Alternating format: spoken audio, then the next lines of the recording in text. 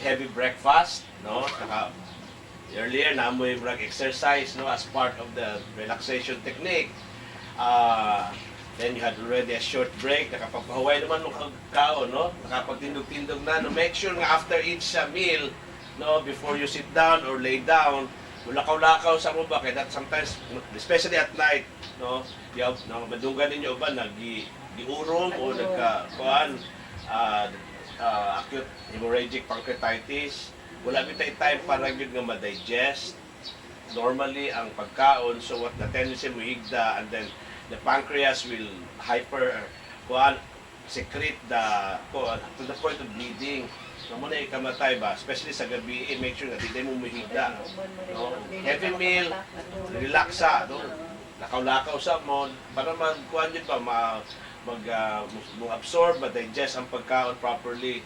Now, after that heavy meal, heavy breakfast, and you have rested, karong adla this morning, no, we'll focus on nutrition.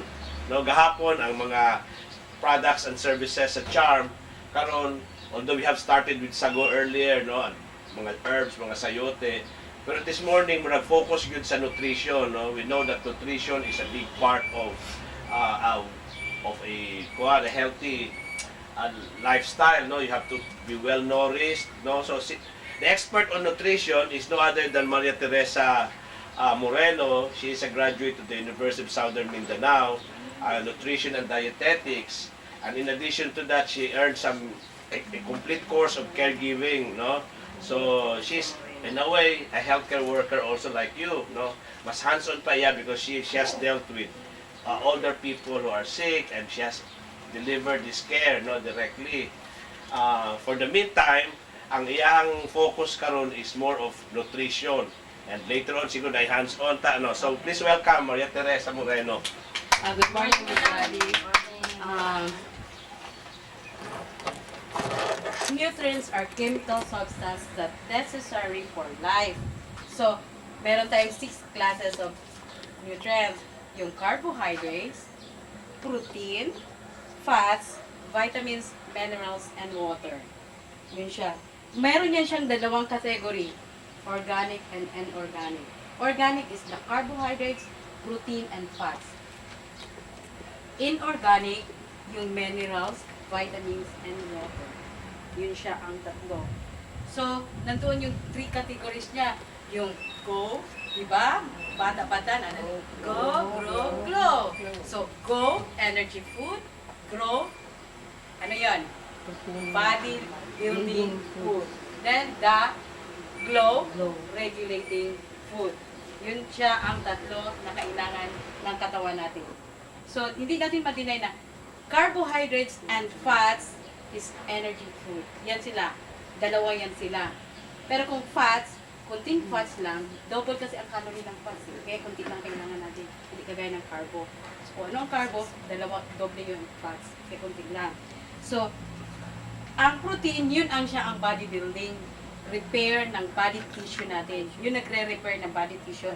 Then, yung vitamins, minerals, and waters, yun naman ang regulating. Yun nagre-regulate ng body natin. So, pero ang nutrients, kunwari siya, protein siyang ganun, hindi yan siya pwede mag-function alone. Tandaan niyo yan siya, not alone. Kung may protein yan siya, mas masikrit niya yung food kung may kasama yung vitamins, minerals, and water. Parati yan. Pag carbohydrates naman and fats, may kasama din yan siya, hindi pwedeng alone yan. May kasama yan siyang vitamins, minerals, and and water. Hindi pwedeng wala yun kasi hindi niya nasa-secret masyado yung protein, yung kailangan mo. Pero naman kung isa-isahin mo yung food, ang content ng food, hindi talaga, kunwari, karne siya, meron talaga siyang percentage na malaki lang ang value ng protein niya, pero meron talaga yun siyang vitamin, meron yan siya kung i-ano natin talaga lahat. Pero mahirap na kung makaabutan tayo ng isang taon, no? Kasi isang taon din namin yan in-studyhan. Every food, hindi lang yun siya na, do malaki ang portion kaya at categorize siya na doon siya sa protein kasi malaki ang portion niya doon. Pero every food, meron talaga yung carbo kunti, percentage 0.5%, ganun talaga yan siya. So, pwede ka pa ding mabuhay na yung hindi ka kumakain ng kanin.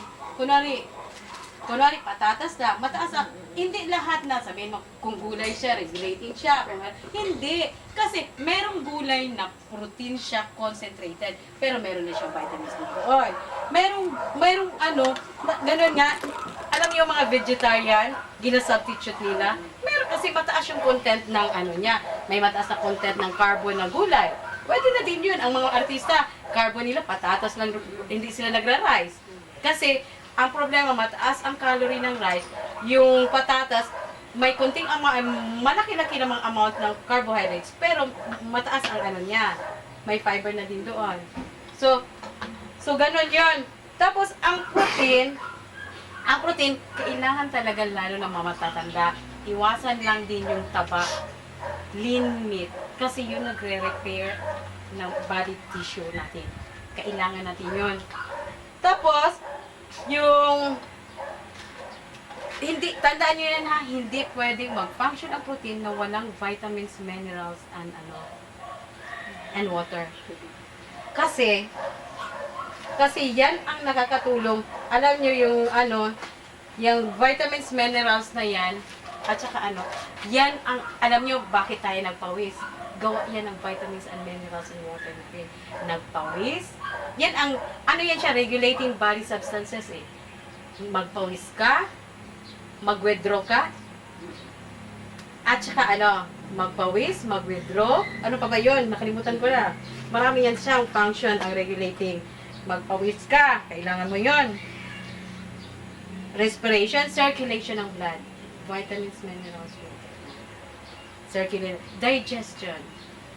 Kasi kailangan nyo ng mga fibers, lalo na kayo matatanda, lalo na tayo matatanda, sorry po, na kailangan natin yun kasi fibrous, yun nakakarating yun sa intestine natin. Kailangan nyo magwalis kasi kung the more toxic na naiiwan doon, mahilig kayo ng karne, naiiwan na doon mga toxic, walang magwawalis doon, yun ang problema natin, magka-cancer sa colon tayo. Kailangan natin, papaya, mga fibrous, yun, i-increase nyo yun, kung lalo na, kasi ang problema natin, medyo hindi na gaano maganda digestive system, kung medyo tumatanda na ang tao. So, ang kailangan natin, fibrous, para may magwalis naman doon. Walang toxic na naiwan doon sa, ng wall ng, intestine. Yan. Konti. Saging, paya, manam na ta. Paya. Ang problema lagi ma'am. Ibaligya man ang good kay bilin na Richie. At saka ma'am, ang tuso na lang ako, di na namin yung kaon, may nalang mahalin. Kay palit og bugas. Problema na to, ani.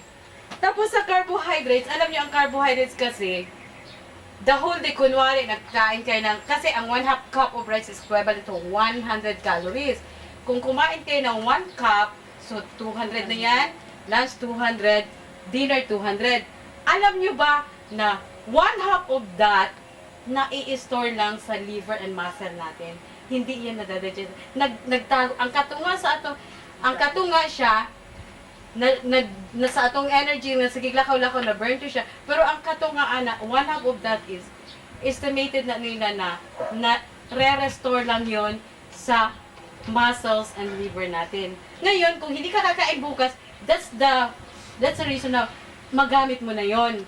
Di ba kung hindi tayo makain, kaya pa rin natin tumayo. Kasi yung restored through glycogen.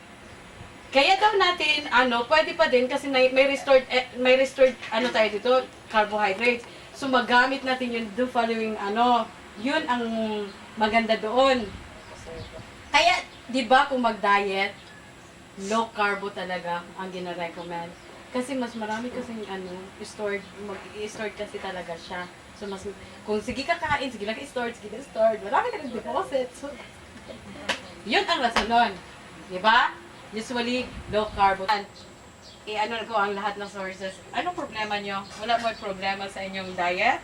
Anong gusto nyo malaman? May mga diet ba kayong gusto malaman? O gusto nyo pag-uwi nyo ngayon, sexy na kayo?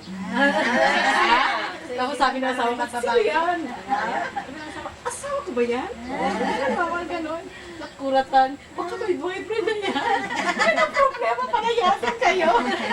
Palayasin siya. Lalo ulit pa man ka. May ulit pa man ka nga.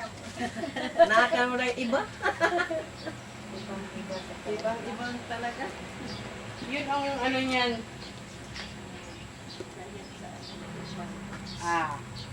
Ang diabetic diet. Iwasan lang yung ano.